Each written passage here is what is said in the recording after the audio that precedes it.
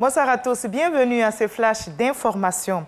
Le Conseil national de sécurité vient de tenir une réunion sous la houlette du président de la République, Alassane Ouattara. Le CNS a fait un examen de la situation sécuritaire générale et sanitaire de notre pays. Le CNS note une amélioration continue de l'environnement sécuritaire depuis mars 2022.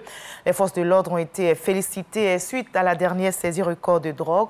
Plus de 2 tonnes de cocaïne d'une valeur de près de 41 milliards de francs CFA saisis.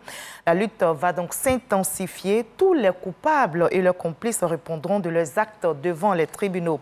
Au plan sanitaire, le CNS constate une baisse du taux de contamination et de décès liés au Covid-19. Belle avancée donc dans la lutte, mais appelle à garder la vigilance face au virus qui est toujours menaçant. Et nous aurons justement le communiqué complet du CNS dans l'édition de 20h. Après le Conseil national de sécurité, le président de la République, Alassane Ouattara, a échangé avec le président du groupe de la Banque africaine de développement. Les échanges ont porté sur plusieurs points, notamment le soutien que compte apporter la BAD aux travaux de la COP 15, 15e conférence des parties à la Convention des Nations Unies sur la désertification, réunion qui aura lieu la semaine prochaine ici à Abidjan. Le président du groupe de la Banque africaine de développement est aussi venu solliciter la présence du chef de l'État ivoirien pour les prochaines assemblées annuelles de la BAD à Accra, au Ghana, et son soutien en vue de la reconstitution du Fonds africain de développement. Et je vous propose d'écouter le président de la BAD à sa sortie d'audience. Donc, j'utilise l'occasion pour faire un briefing pour son Excellence, Monsieur le Président, sur 4 choses. Tout d'abord, je lui avais dit concernant la COP 15, sur le combat contre la désertification, qui aura lieu ici la semaine prochaine, et pour lui réaffirmer l'engagement ferme de la Banque africaine de développement pour soutenir le pays pour ça. Je lui avais annoncé que la Banque africaine de développement a donné un financement de 676 000 $ pour ça. Et aussi, nous avons aussi programmé 70 000 $ pour les groupes de négociateurs africains qui vont faire la négociation, parce que c'est comme ça que ça s'est fait. Ça, c'est pour ça. Et aussi, je lui avais aussi dit que la Banque africaine de développement va annoncer 500 millions de $ pour les Abidjan Legacy, qui est les choses à la fin de la conclusion pour cette conférence. Et deuxièmement, j'avais aussi dit pour son Excellence, Monsieur le Président, concernant l'Assemblée annuelle de la Banque africaine de développement, qui aura lieu le mois entre le 22 à 27 de ce mois à Accra. Et bon, je suis venu pour lui demander qu'il participe à ça. Et l'Excellence, Monsieur le Président, a été positif pour ça. Donc, je voulais remercier Excellence, Monsieur le Président. Et troisièmement, j'ai utilisé l'occasion aussi en tant que quelqu'un qui est connu globalement au niveau finance, pour concernant le Fonds africain de développement, qui est une des institutions de la Banque africaine de développement. On est dans la phase de la 6e reconstitution de la FAD. Donc, je suis venu pour demander la plaidoyer de son Excellence, Monsieur le Président, pour cette reconstruction de la FAD.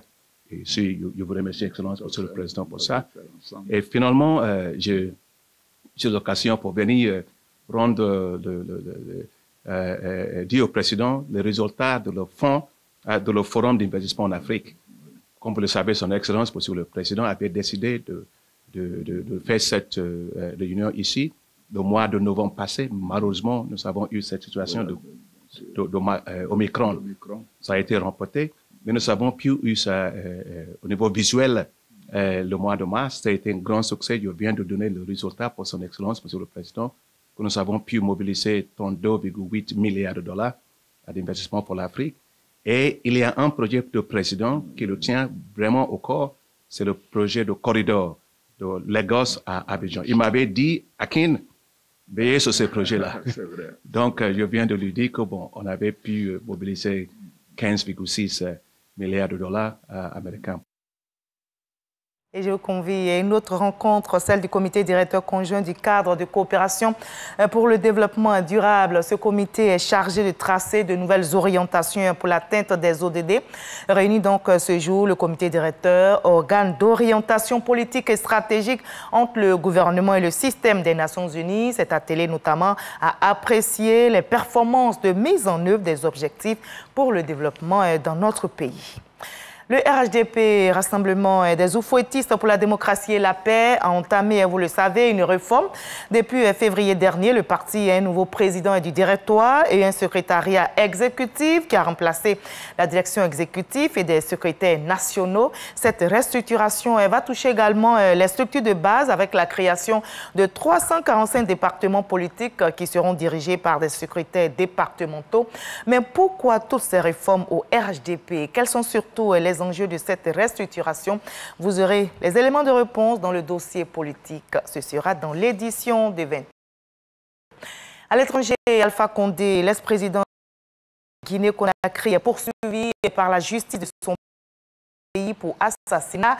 L'annonce a été faite hier par le procureur général de Conakry après une plainte du national de défense de la Constitution, un collectif qui a mené pendant des mois la contestation contre un troisième mandat d'Alpha Condé. Voilà, fin de ce Flash Info. On se retrouve à 20h, mais avant cela, suivez l'info régionale pour voir toutes les nouvelles de nos régions ici en Côte d'Ivoire. Allez, on se retrouve à 20h, à tout à l'heure.